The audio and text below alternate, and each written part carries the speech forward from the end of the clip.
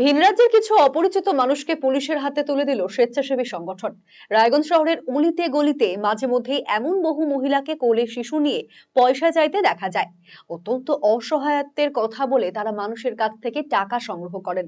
সোমবার সন্ধ্যায় রায়গঞ্জ শহরে এভাবেই টাকা তুলছিলেন তারা। সেই সময় স্থানীয় কিছু মানুষের কাছ থেকে শুনে অসহায় এক মহিলা ও শিশুর কাছে ছুটে যান মুক্তির কান্ডারির প্রতিনিধিরা। মুক্তির কান্ডারির সম্পাদক কৌশিক ভট্টাচার্য বলেন, কথা বলে জানা যায় ঠিকাদার মারফত তারা এসেছে, তাদের বাড়ি নাগপুরে। সবকিছু শোনার পর পুলিশ ডাকার কথা বললে তারা ক্ষমা চান, যদিও পরবর্তীতে পুলিশ এসে তাদের নিয়ে যায়।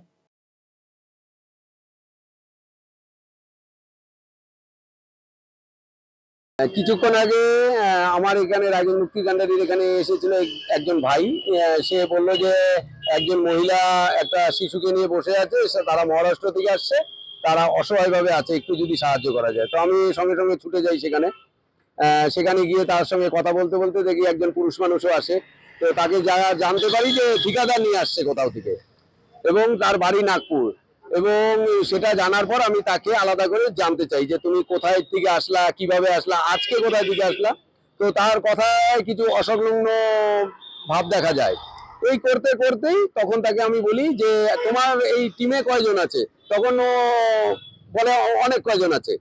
যখন অনেক কয়জন বলে তখন তাদেরকে ডাকা হয় এবং তারা দেখি উদয়পুর, চণ্ডীতলা বিভিন্ন এলাকা থেকে তারা পরপর পরপর অনেকজন মানুষ হলো, 10 জনের মতো।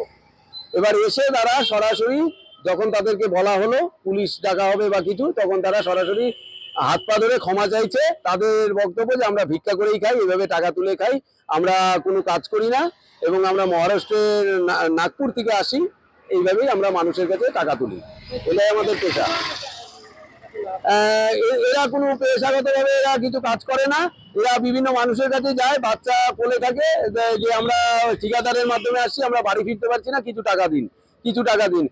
ইতিমধ্যে এইখানে যে ভিড়ের মধ্যেই দেখতে পেলাম যে বেশ কিছু মানুষ এলো। এরা এসে বলছে যে আমি এক্ষুনি 100 টাকা দিয়েছি, আমি 200 টাকা দিয়েছি, এবং তারা স্বীকারও করে নিল যে এই মানুষগুলোই টাকা দিয়েছিল এবং তাদেরকে টাকাটা ফেরতও দিয়ে যাওয়ার ব্যবস্থা করা হলো।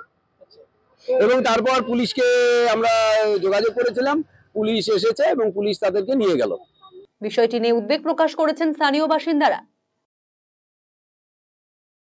এখানে অ্যাকচুয়ালি এরা মাঝে সাঝেই আসে, মানে মাসে বছরে হয়তো 2 বার 3 বার করে এরকম আসে। এসে ওই বাচ্চা কোলে নিয়ে এসে ওই সবাইকে আছে বলে এই বাচ্চার খাওয়ার টাকা নাই বা আমাদের ট্রেনে যাওয়ার জন্য পয়সা নাই, এইভাবে সবার কাছ থেকে প্রায় দিনই এরকম টাকা তোলে।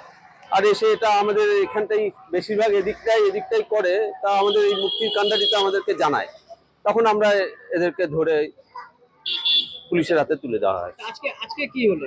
আজকে সেম ওই একই জিনিস, এরকম সবার কাছ থেকে টাকা কালেকশন করছিল। একজন এসে আমাদেরকে জানালো যে এরকম আমাদের কাছ থেকে টাকা কালেকশন করছে, কি হয়েছে দেখুন আপনারা। হ্যাঁ, এরা এরা এরা হচ্ছে এই টাইপেরই চিটার টাইপ একটা। হ্যাঁ, মিথ্যে কথা বলে হ্যাঁ, মিথ্যা কথা বলেই এভাবে টাকা কালেকশন করে।